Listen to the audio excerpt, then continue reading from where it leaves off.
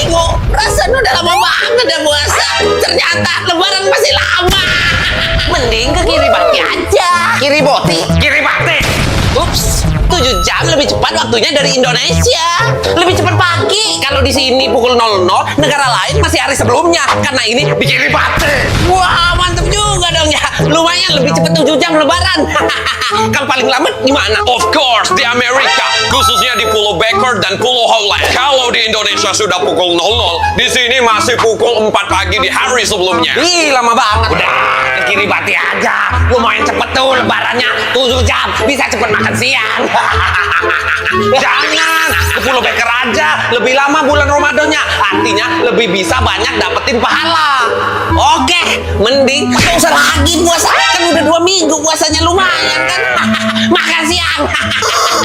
Anjay. Lebaran tanggal 20 hari Jumat. 21 hari Sabtu. 20, 21. Kenapa sih dia mau lebaran di Indonesia kayak gini terus? Kalau Watasi ikutin tanggal di kalender aja, Des. Kan udah jelas itu. Tinggal di Indonesia, ya harus ikutin pemerintahnya lah. Kalau gua ikut lebaran yang paling cepet aja.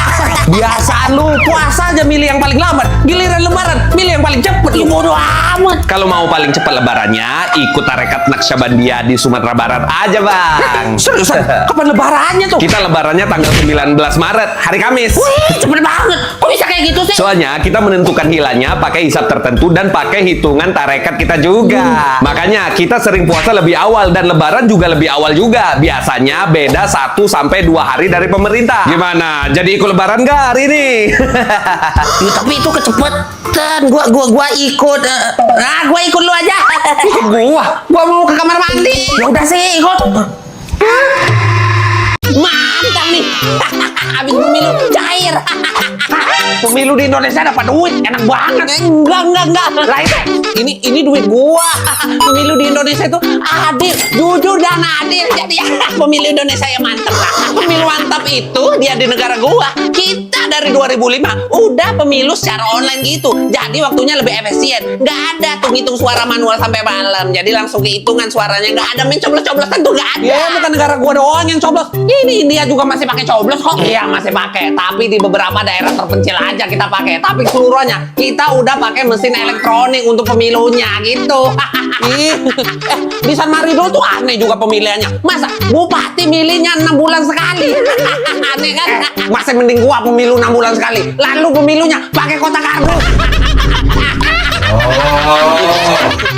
Yang penting kan pemilu. Maling. Maling di Islandia itu cuma mitos. Jadi nggak bakal percaya orang-orang di sini kalau ada maling. Udah, ikhlasin aja HP-nya. Kamu bilang ada maling? Iya, Pak. Ini, Pak, dia nyolong HP saya. Tembak aja, Pak, tembak. Wah, kita polisi di sini selama patroli nggak pernah bawa pistol. Berarti nggak bisa tembak. Di sini tuh tingkat kejahatannya tuh hampir nggak ada. Jadi mau ada apa bawa pistol? Nggak mungkin ada kejahatan di sini ya. Saking amannya. Orang keluar rumah ninggalin rumah nggak dikunci juga nggak apa-apa, aman-aman aja. Nggak mungkin, bukan berarti nggak ada, Pak. Gimana sih? Saya tetap nggak percaya. Kalaupun dia maling, pasti bukan orang sini, Bapak. Ini orang maling HP saya, Pak. Kalau bukan dari sini, pasti dari tempat asalnya emang suka maling. Orang dari tempat asalnya emang semuanya suka maling. Kamu emangnya dari mana? Dari Indonesia, Pak. Pantes. Loh, gua orang Indonesia juga. Loh, sama dong. Malu-maluin orang Indonesia aja lu. Dan ini saya sampaikan, saya akan mengundurkan diri dari jabatan menteri. Terima kasih. Loh, kok bisa mengundurkan diri tiba-tiba Ya kayak karena gini sih, kejadian Pak? kemarin mati lampu selama 1 jam itu menyebabkan banyak terjadi kekacauan. Jadi saya minta maaf atas kekacauan ini, atas kelalaian saya. Wabillahi taufiq wal hidayah. Wassalamualaikum warahmatullahi wabarakatuh. Pak, woi Pak, bangun Pak. Pak, Iya ada Pak. Bapak bakal kita eksekusi. Kok bisa gitu sih? Kan saya cuma tidur loh, bukan ngapa-ngapain. Meluruskan huru-hara yang terjadi di belakangan ini mengenai bea cukai. Ya, ini pengalamanku pribadi. Ya, pengalamanku pribadi nggak di-endorse, sumpah. Jadi waktu saya pulang ke luar negeri, kayak kata orang beli sepatu sekian terus bayarnya sekian ratus juta, puluh juta, itu tuh nggak bener guys. Itu tuh hoax. Bawa oleh-oleh dari luar negeri itu gratis pokoknya. Dan mereka juga nyambut kita yang katanya jutek itu tuh ramah banget, tau nggak? Pas aku datang masuk tuh ke bandara, langsung aku sama petugas bea cukainya tuh langsung dapat pelukan hangat, terus dicium kening. Zaman dulu, tiap pekerjaan dilakukan secara turun-temurun. Jadi hal yang wajar ketika kita memanggil seseorang dengan nama pekerjaannya. Contoh baker untuk si tukang roti atau butcher untuk si tukang daging. Nah, namaku Smith itu karena nenek moyangku adalah pandai besi. Selain pekerjaan, nama keluarga di Inggris bisa juga karena karakter fisiknya. Misalnya Black itu karena dia punya rambut yang hitam, Green karena dia punya mata yang hijau, atau seperti karakter di Harry Potter, Neville Longbottom itu karena nenek moyangnya punya bokong yang panjang. Nama keluarga di Inggris bisa juga pakai nama majikan. Kayak keluargaku kerja sebagai asisten di keluarga Longbottom, berarti nama keluargaku nggak mau ah. Kalau di Indonesia nama keluarganya apa? Nama keluarga gua nama keluarga gua Sinaga. Oh, Sinaga. Berarti kamu ya. Hewan mitologi yang paling kuat menurut gue si naga. Setuju. Apalagi pas dia terbang, cakarnya panjang, giginya tajam, sayapnya gede, hebat. Naga mana punya sayap loh? Ada. Walah weh, naga di Cina itu badannya panjang macam ular loh, tapi dia tak punya sayap tapi bisa terbang. Dia punya muka itu campuran dari lusa, harimau sama ikan loh. But what the hell, but Acek mabok apa gimana nih, segala hewan dicampur-campur. Itu. Dewa, naga di India berbentuk ular yang sangat besar. Dia tinggal di dalam air atau di bawah tanah. Kadang dia juga punya banyak kepala. Ya, itu mah ular gede biasa, piton. Dasar cecengek. Hewan naga di Indonesia memangnya seperti apa? Di Indonesia naganya mah bukan hewan, tapi orang. Iya, orang. Nah, tuh temen gua tuh.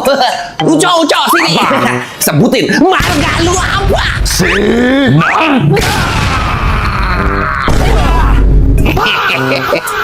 Nama saya Luka. Luka koreng, iya korengan. Lukanya gatal-gatal. Udah Luka nggak usah belagu, pakai kenalan segala. Pekerjaan lu apa? Pekerjaan saya petugas kebersihan di Swiss. Tukang sapu.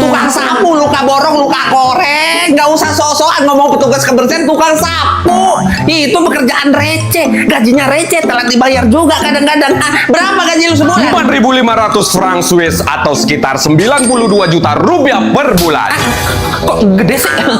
Kalau kerjaan lu apa? Bekerja bangunan di Jerman. Sosokan mulu. Orang luar negeri kuli pekerjaan bangunan kan? Iya. Berapa gaji lu sebulan? Kuli borongan? Gaji pekerja bangunan di Jerman sekitar 3.300 euro atau sekitar 62 juta rupiah per bulan.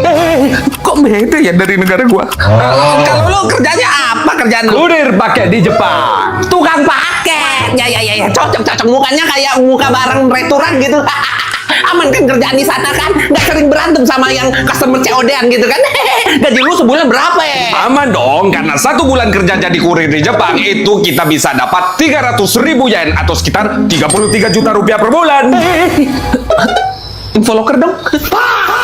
Allahu Akbar, Allahu Akbar.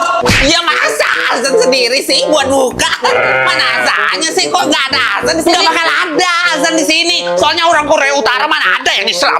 Nggak ada.